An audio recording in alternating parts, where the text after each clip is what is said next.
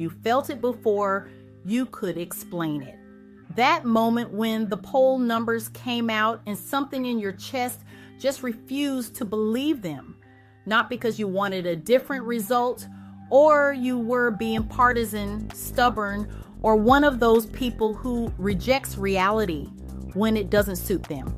It was deeper than that. It was a bodily knowledge, a kind of civic intuition that said these numbers are not connected to the world I live in. These percentages do not reflect the conversations I have, the concerns I hear, the silences in rooms where people used to argue openly. You looked at the poll and you felt alone in your skepticism and that loneliness, that inability to name why the numbers felt hollow. That is what I need to talk to you about. You're not imagining it.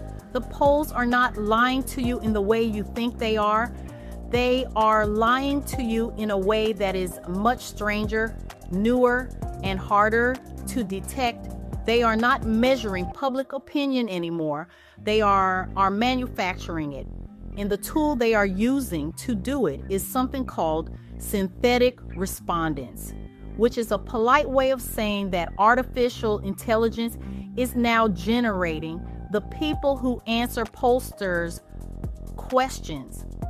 And those AI-generated people, those fake citizens with their fake preferences and uncertainties, are being mixed into real polling data and reported to you as if they were your neighbors.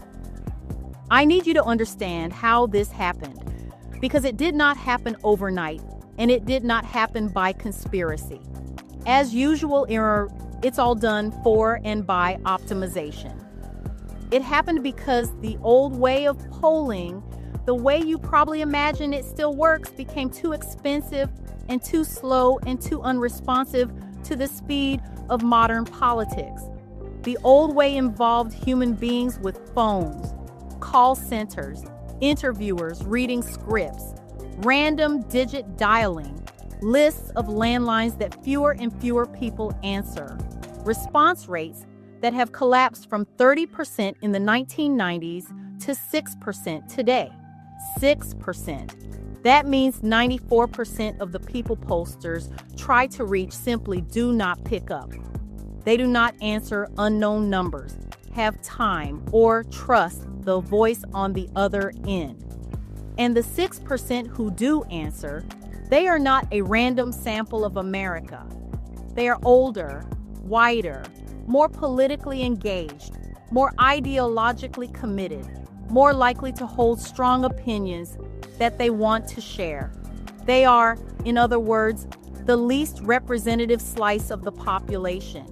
And for years, pollsters have known this and have tried to correct for it with statistical magic called weighting, which means they take the small group that answered and mathematically inflate or deflate certain demographics until the sample looks like it might resemble the whole. But weighting is not measuring. It is guessing. It is sculpting data to fit a preconceived picture of what the public should look like.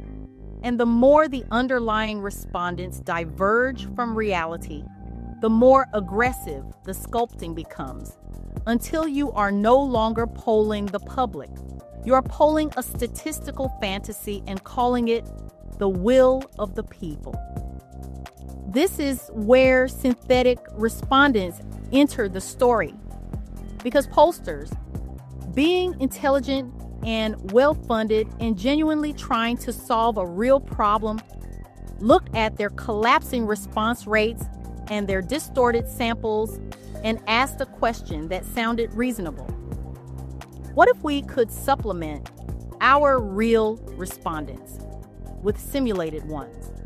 What if we could use artificial intelligence trained on vast data sets of past polling, consumer behavior, demographic information, and social media sentiment to generate fake but statistically plausible people with ages and incomes and racial identities and educational backgrounds drawn from census data?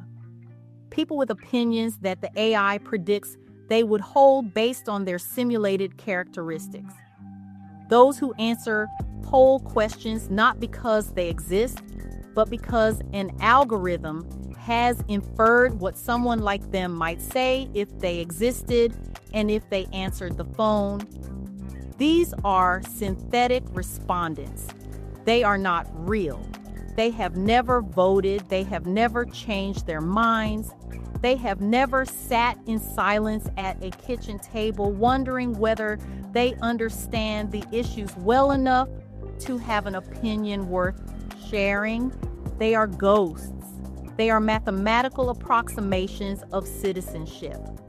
And they are now being blended into polling data and reported to you as if they were evidence of what your country thinks. What moment comes when you understand how much of the polling ecosystem has already adopted this? It is not one rogue firm. It is not an experimental method used by fringe operations. Major polling organizations, the ones whose names you see on cable news and in newspaper headlines, have begun using synthetic data to augment their samples, to fill gaps where real respondents are missing, to model populations that are too expensive or too resistant to reach. The technique goes by various names: augmented sampling, probabilistic modeling, AI-assisted demographic balancing, but the underlying reality is the same. A significant portion of the numbers you see reported, the percentages that move markets and shape campaign strategies and determine which candidates get debate stage time and which stories get covered, are derived not from human beings, but from algorithms predicting what human beings would say if the algorithms were human beings. And because the algorithms are trained on historical data, because they learn from past polls and past elections and past patterns of response, they are not neutral. They are conservative in the literal sense. They preserve the past. They replicate existing assumptions. They generate opinions that confirm what the model already believes about who people are and what they want. They cannot capture surprise. They cannot capture transformation. They cannot capture the moment when a person who has never voted before decides that this time is different, because that moment has never happened before, and the AI has no data to simulate it. But that was just the mechanism. Now, on to someone who felt what you are feeling and discovered the source and cost that we are all still paying. Her name is Elena Voss, and she was a senior analyst at a polling firm. The story is bigger than any one company.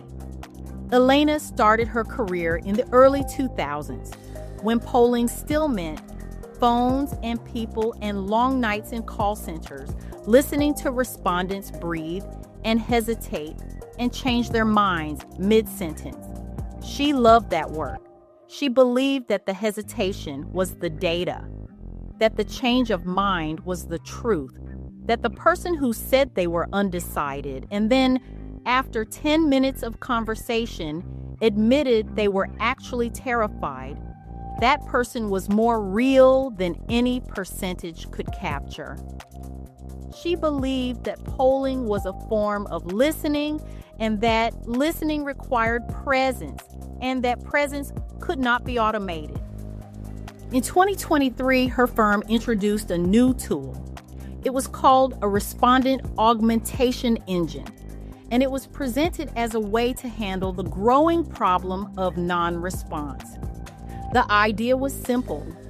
When they could not reach enough young voters or enough Hispanic voters or enough working class voters without college degrees, the AI would generate synthetic respondents to fill those demographic buckets.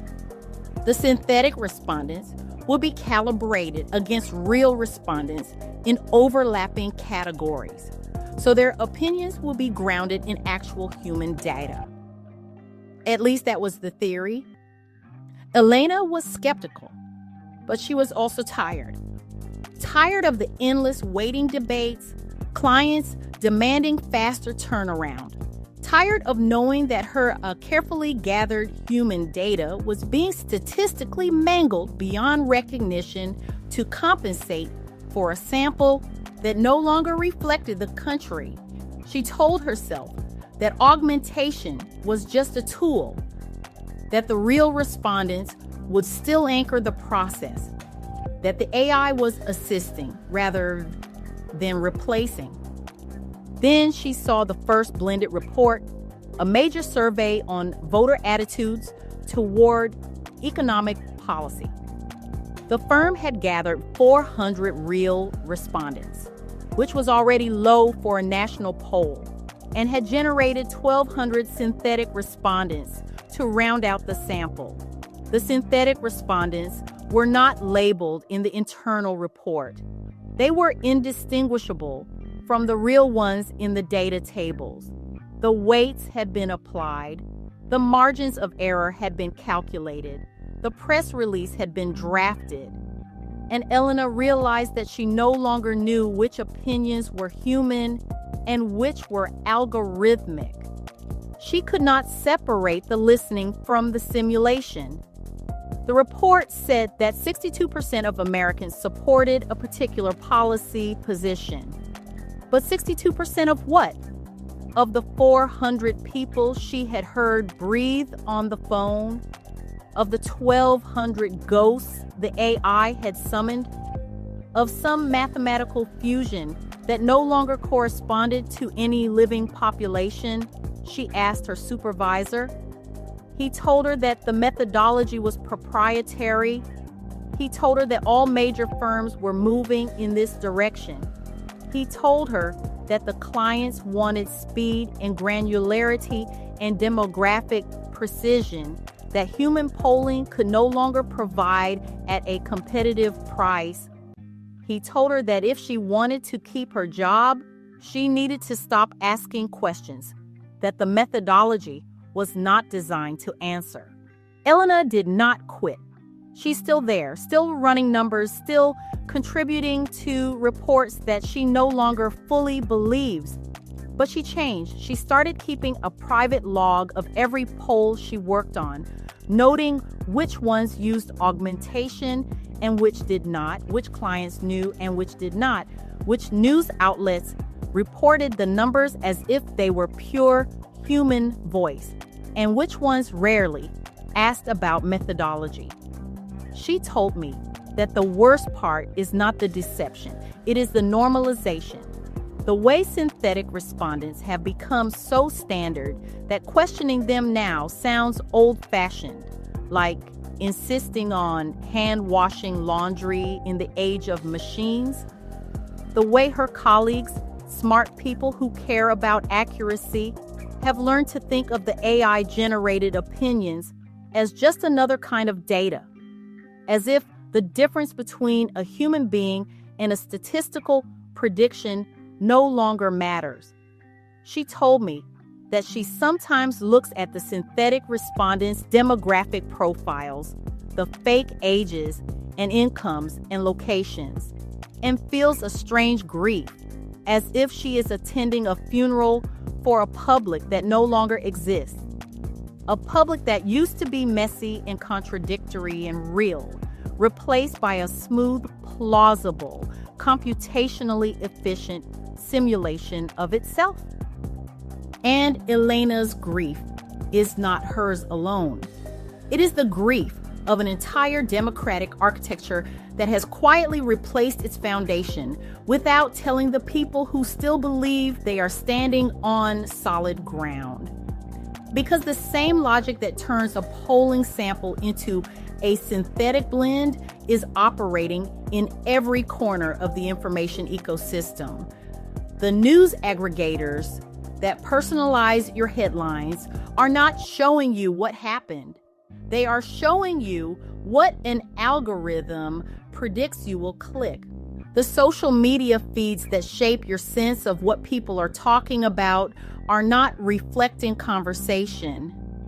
They are reflecting engagement optimization, which means controversy, which means outrage, which means the amplification of voices that generate reaction rather than understanding.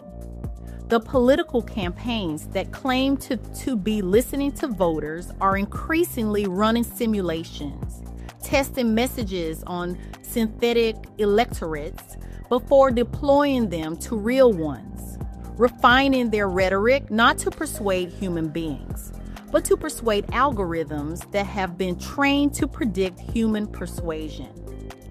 The public sphere has become a hall of mirrors where reflections are treated as people and people are treated as data points. And the polls, those numbers you felt in your chest, were wrong. They are just one surface in that hall, one place where the simulation has become so sophisticated that even the people generating the numbers have lost track of where the real ends and the artificial begins. Let me show you where else this is happening, because the pattern is bigger than polling, and once you see it, you will recognize it in places that have nothing to do with politics. The credit scoring algorithms that determine your financial worth do not just use your payment history. They use synthetic financial profiles, AI-generated models of people with characteristics similar to yours to predict your likelihood of default.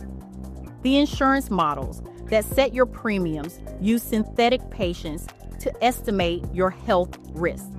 The hiring algorithms that screen your resume use synthetic workers to determine whether your qualifications match a pattern that may never have existed in a real person. In each case, the justification is the same. Real data is incomplete. Real people are hard to reach. Real behavior is expensive to observe. So we simulate, we approximate, we generate plausible fictions and treat them as evidence.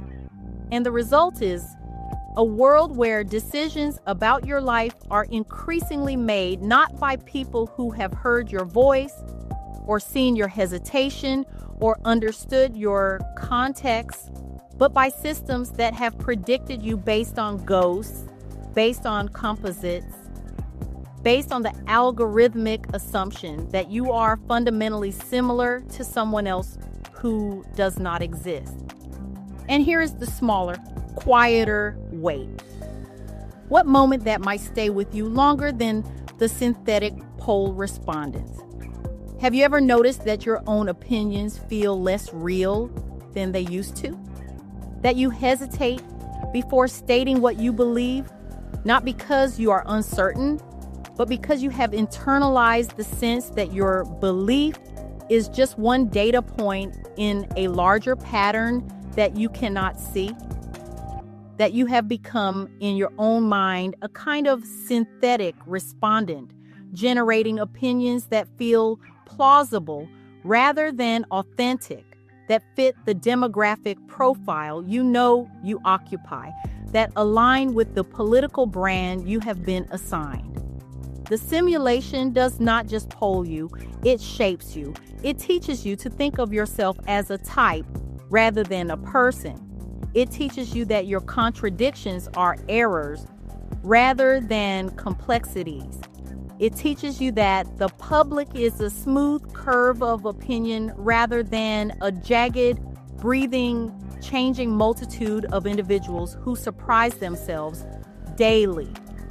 And when you look at a poll and feel that it is wrong, that bodily refusal to believe, that is not just skepticism.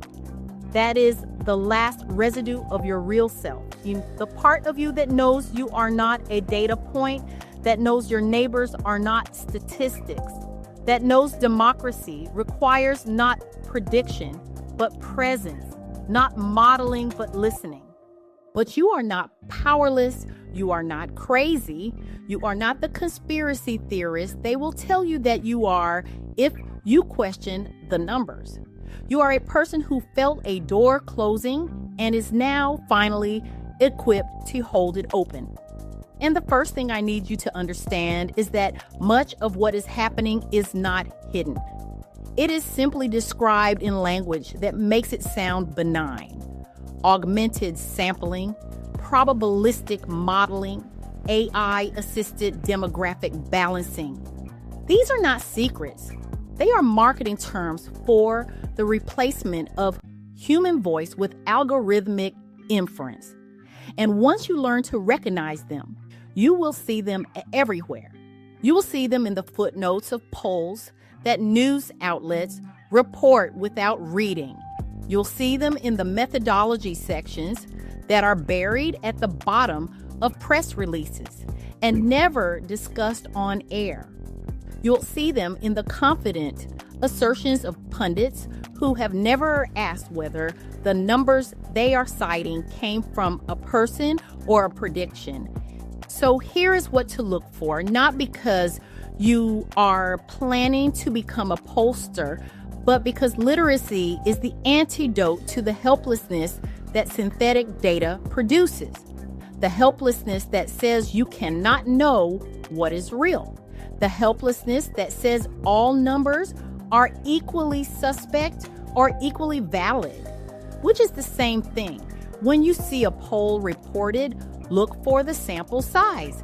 If it is under 1,000 respondents for a national poll, be suspicious. Look for the response rate. If it is not reported, be very suspicious. Look for the dates the poll was in the field. If it was conducted in a single day or two, be suspicious, because real human polling takes time. And most importantly, look for any mention of modeling, simulation, synthetic data, or AI-assisted methodology. If you see those words, understand that you are not looking at a photograph of public opinion. You are looking at a painting of public opinion created by an artist whose training data is the past, whose brushstrokes are statistical assumptions, and whose gallery is the 24-hour news cycle. And here are the 3 questions to ask, not in a debate, but in a moment of clarity, when you are ready to know rather than guess. First question, who was actually asked? Not how many people were in the sample, but how many were real human beings who picked up a phone or answered a text or sat down for an interview. Ask for the raw response count before weighting, before modeling, before augmentation. If the answer is vague or proprietary, you're not looking at evidence. You are looking at a product.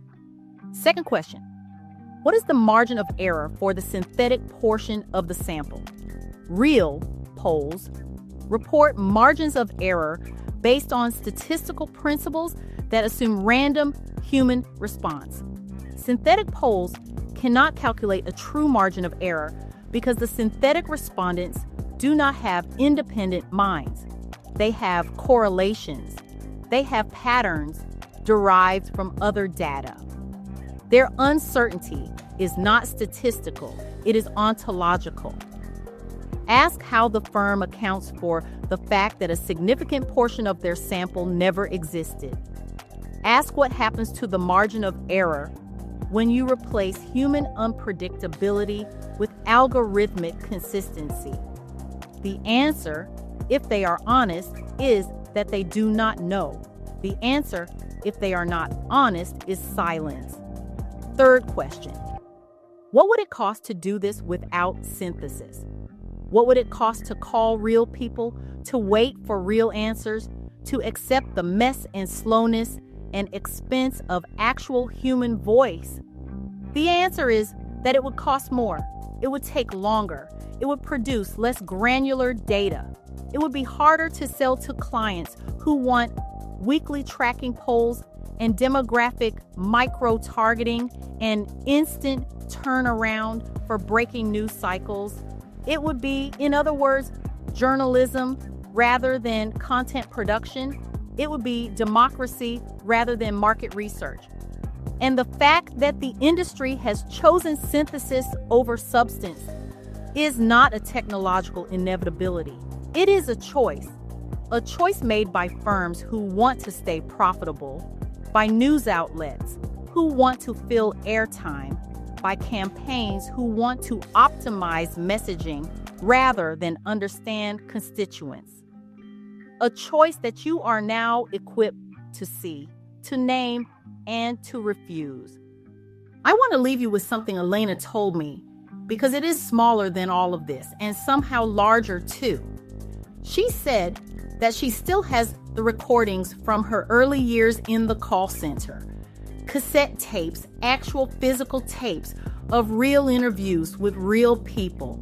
She keeps them in a drawer and listens to them sometimes when the synthetic reports feel overwhelming.